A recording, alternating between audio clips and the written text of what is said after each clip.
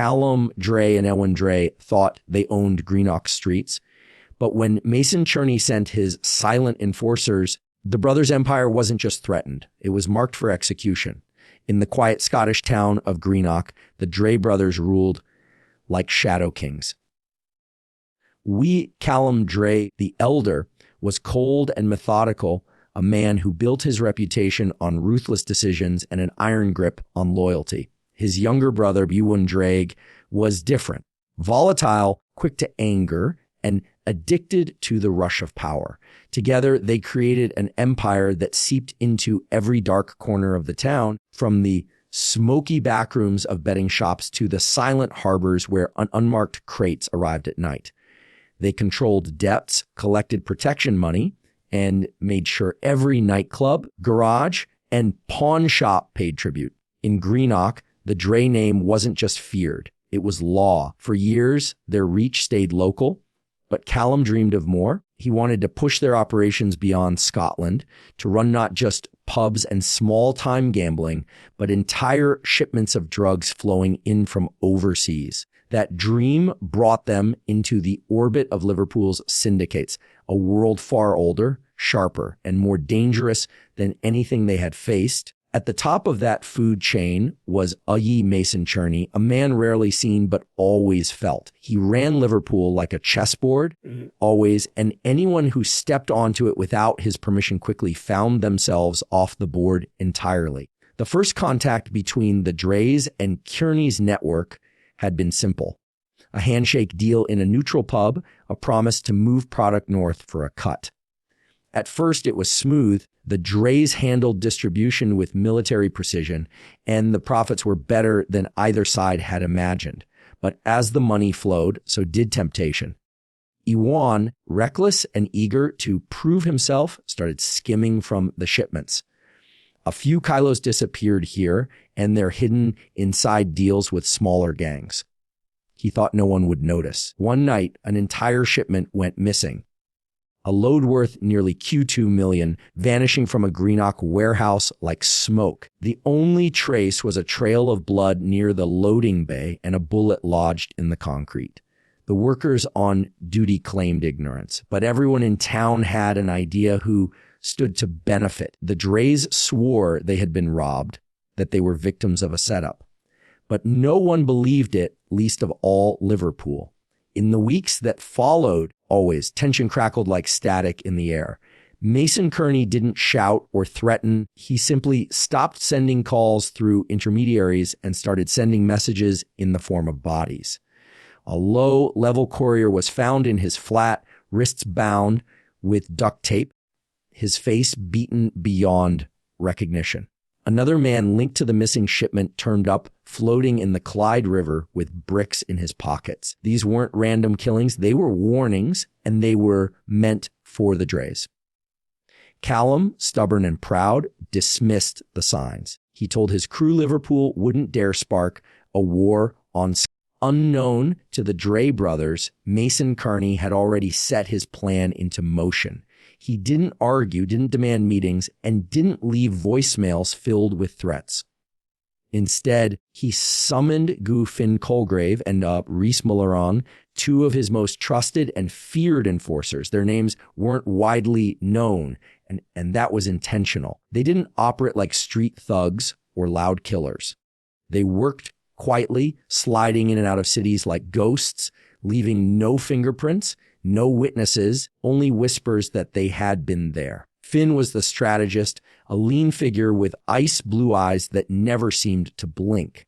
Rhys was the blunt instrument, rougher, and known for enjoying the kind of violence that made even hardened criminals uneasy. Together, they formed the perfect balance of calculation and chaos. When Mason sent them north, there were no speeches about loyalty or revenge. He simply told them to find the truth and fix it. And that was enough. Their arrival in Scotland was silent. They didn't storm into Greenock with guns blazing. Instead, they blended into the gray streets like they had always been there. They rented a small, forgettable flat near the harbor and spent days mapping out the Drays' empire. Every move Callum and Ewan made was logged. Every car they drove, every bar they visited, every associate they met was marked in quiet notes. At first, the Dray brothers were too busy arguing over what had gone wrong to notice they were being watched. Finn and Reese left breadcrumbs of fear wherever they went. One night, a longtime Dray associate named Bui Declan Marb was found face down in the Clyde River. As always, his body weighed down with bricks. It looked like an accident to anyone unfamiliar with this world. The message was obvious to those who understood the language of organized crime. Liverpool was cleaning house. Then one of the Dray's stash houses, hidden in a row of derelict garages, was quietly emptied. No smashed locks, no signs of forced entry, just a hollow building where tens of thousands of pounds worth of product used to sit. Ewan panicked, convinced one of their own men had betrayed them. Callum stayed outwardly calm, but deep down, he felt the shift. It wasn't just about missing drugs anymore. Someone was dismantling their operation piece by piece. The watchers stayed invisible, but the Drays could feel them closing in. Callum's car was followed one evening by an unfamiliar black van that never overtook him, never honked, just lingered until it faded into the night. A phone rang once in the Dray's safe house and then went dead. These weren't accidents. They were psychological strikes meant to fray nerves and erode confidence. Despite the growing unease, Callum clung to his pride. He told Elwyn that Liverpool was bluffing, that Mason wouldn't dare start an open war. But Ewan, jittery and sleep deprived, wasn't convinced. He kept checking the locks twice, glancing over his shoulder and carrying extra weapons in his car. Meanwhile, Finn and Reese stayed patient. They weren't rushing for a confrontation. They were tightening the noose slowly. Every move was designed to create cracks in the Dray's armor, to make them second guess their allies and misstep out of desperation. And as those cracks widened, one truth became clear to everyone paying attention. Liverpool wasn't just coming for the Dray brothers. They were already there, standing in the shadows, waiting for the perfect moment to strike. The invitation arrived in the most unremarkable way, slipped through the channels both sides trusted. It wasn't written in threats or ultimatums, only a promise of resolution. Liverpool, the message claimed, wanted to clear the air, to settle the issue before things spiraled further. The suggested meeting point was an abandoned farmhouse on the outskirts of Carlisle, chosen for its location halfway between Greenock and Liverpool. To the Drays, it looked like a truce. To Mason Kearney, it was bait. Callum Dray read the message several times, his mind weighing the possibilities. He saw opportunity where others saw danger. If they could convince Liverpool they weren't behind the missing shipment, maybe the violence would stop. Maybe their reputation wouldn't be shattered. Ewan Dray, however, didn't share his brother's calm. He saw traps in every word and imagined masked men waiting in the dark. He agreed to go only after insisting they travel armed and with backup. The days leading up to the meeting were tense. The Drays prepared like men heading into war. Ewan checked their weapons himself, a pair of compact pistols, a shotgun, and extra magazines stuffed into the glove box of their SUV. A few loyal crew members volunteered to ride along, though some quietly found excuses not to join. Loyalty to the Drays was strong, but fear of Liverpool was stronger. On the night of the meeting, the convoy set out under heavy rain. Two dark SUVs cut through the wet streets of Greenock, their headlights slicing through fog that clung to the roads. The mood inside the cars was heavy, every mile south feeling like it stretched into hours. Callum sat in the front seat, silent and unreadable, while Ewan fidgeted, scanning every passing car like it might be the last thing he saw. Meanwhile, Finn Colgrave and Reese Mullerin were already at the farmhouse. They had spent days preparing it, moving with the same quiet precision that had dismantled the Dray's operations piece by piece.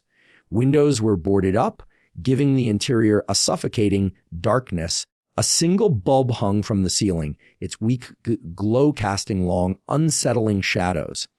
Outside, the surrounding fields were empty, bordered by a narrow road that could be blocked at will. A broken-down lorry had been staged nearby, its hood up and hazard lights flashing. A perfect excuse to trap anyone trying to escape. The farmhouse itself was eerily silent. Every detail was deliberate. Doors creaked just enough to unsettle. The smell of gasoline clung faintly to the air, a smell that lingered longer than it should have. Finn and Reese walked through the rooms, rehearsing every angle, every exit, ensuring that when the Drays arrived, there would be no surprises for anyone but them. The Drays reached Carlisle just before midnight. The rain had slowed to a drizzle, but the air felt heavier, as if the land itself knew something violent was about to happen. As they pulled into the dirt path leading to the farmhouse, the headlights revealed a structure that looked abandoned decades ago. Rotting wood, shattered windows, and the faint outline of graffiti faded by weather. Inside the SUVs, no one script tightened on the pistol hidden beneath his jacket. Callum's expression stayed calm, though a flicker of unease crossed his eyes as the farmhouse loomed closer. They thought they were coming for a negotiation. They didn't know they were walking into a trap so carefully laid that by the time they realized there would be no way back, the Dray brothers stepped out of their SUV, boots crunching on wet gravel. The air smelled of rain and earth, but there was something else beneath it. A faint chemical sharpness, fuel or oil, that clung to the farmhouse and seeped into the night. The building stood hunched and hollow, its windows dark, its doors slightly ajar. For a moment, no one moved. The only sounds were the dripping of rain from the eaves and the distant hum of the broken lorry's hazard lights blinking down the road. Callum adjusted his jacket, his face unreadable, and led the way toward the entrance. Ewan followed, his nerves coiled tight, one hand brushing the outline of the pistol hidden under his coat. Their crew trailed behind, quieter than usual, the unspoken dread hanging heavy over them. This didn't feel like the start of a negotiation. It felt like the quiet before a storm. Inside, the farmhouse was colder than the night outside. The single light bulb hanging from the ceiling swung slightly, throwing warped shadows across the walls. There were chairs that pushed against the walls, but no sign of anyone waiting to greet them. The silence was sharp enough to sting, every creak of the floorboard sounding louder than it should. Callum scanned the room, his instincts warning him something was wrong, but before he could voice it, movement erupted from the corners. Figures stepped out from the darkness, faces hidden behind masks, weapons raised. The sound of safeties clicking off echoed through the room like a death sentence. Ewan reacted first, his hand darting for his pistol, but he was too slow. A shot rang out, the deafening crack cutting through the silence. The bullet tore into his shoulder, spinning him backward and forcing the weapon from his grip. He let out a sharp cry, more shock than pain, before collapsing against the wall. Callum tried to draw his own gun, but another shot split the air, this one hitting his arm and sending the weapon skidding across the wooden floor. The Dray brothers were disarmed in seconds, their dominance stripped away as easily as coats taken at a door. Their crew barely had time to raise their own weapons before a hail of bullets cut them down, the masked shooters precise and ruthless. The execution was methodical. Shots came one by one, not wild or chaotic, but deliberate. Each bullet found its mark. Each body dropped in silence, with no time for pleading or escape. The Dray brothers were forced to their knees, blood seeping into the dust and dirt beneath them. Their empires, their years of fear and power, meant nothing in that cold, empty room. Callum stared at the masked men, his breathing ragged, as if searching for some sign of mercy. None came. Another shot cracked the air, and he slumped forward lifeless before he hit the floor. Ewan, trembling, barely had time to process what he had seen before the same fate met him. A single shot, clean and final. When the last body fell, the room was still again, save for the dripping of pooling into dark stains on the wooden boards. The masked men moved with eerie calm, dragging the brothers and their crew outside into the wet earth. They dumped the bodies into a shallow ditch dug earlier, as if this entire night had been scripted to the smallest detail. Before leaving, they set one of the Dray's SUVs ablaze. The fire roared to life, orange flames licking the black sky, reflecting in the puddles on the ground. On the farmhouse wall, in a deliberate stroke of red spray paint, one word appeared, egg, UBPAID. The killers left as silently as they had come. The rain started again, light at first, then harder, washing over the farmhouse and the ditch, softening the edges of the scene. But no amount of rain could erase what had been done. By dawn, the fire had burned itself out, leaving behind the charred skeleton of the Dray's SUV. Smoke drifted in thin ribbons across the fields, carrying the stench of melted rubber and scorched metal. The farmhouse stood silent, its single light bulb now dead, its walls still bearing the spray-painted word that would haunt anyone who saw it. The bodies in the ditch were half hidden by the damp earth and ash, and the only witnesses were the crowds circling overhead. It didn't take long for word to spread. A passing farmhand saw the smoke and called the police, who arrived to find the grim scene waiting for them within hours. Greenock was buzzing with the news. The Dray brothers, men who had built their empire on fear, were gone. Their deaths weren't just a headline. They were a seismic event that rippled through every alley and pub, shaking those who had once thought the brothers untouchable. The police labeled it gang violence almost immediately. They knew the Drays had enemies, and they knew the missing shipment had triggered something bigger. Even as detectives scoured the scene, interviewing terrified locals and combing through muddy footprints, they ran into a wall of silence. Nobody had seen anything. Nobody knew anything. Or more accurately, nobody was willing to admit they did. Fear was stronger than any sense of justice. In Greenock, whispers replaced facts.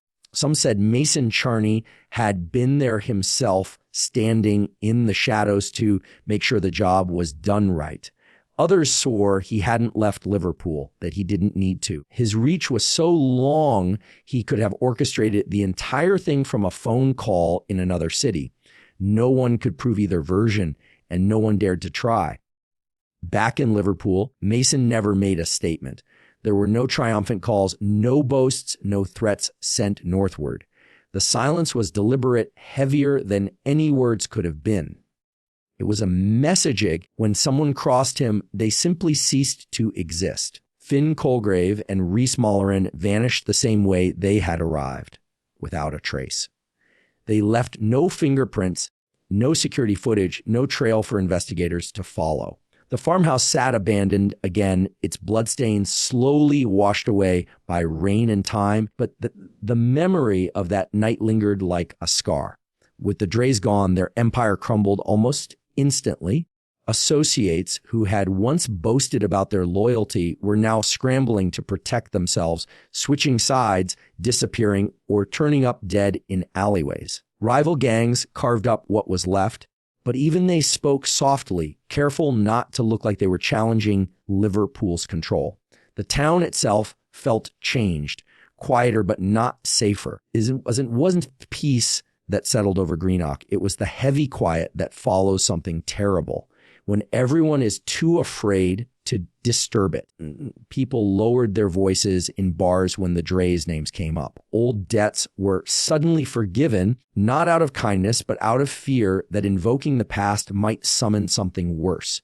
The Liverpool-Linked executions became more than just a crime. They became a ghost story. Cautionary tale whispered to anyone bold enough to think they could outwit Mason Kearney. It was said that crossing him didn't mean just death, it meant erasure, as always. And for those who still walked the same streets the Drays once ruled, that was the most chilling truth of all.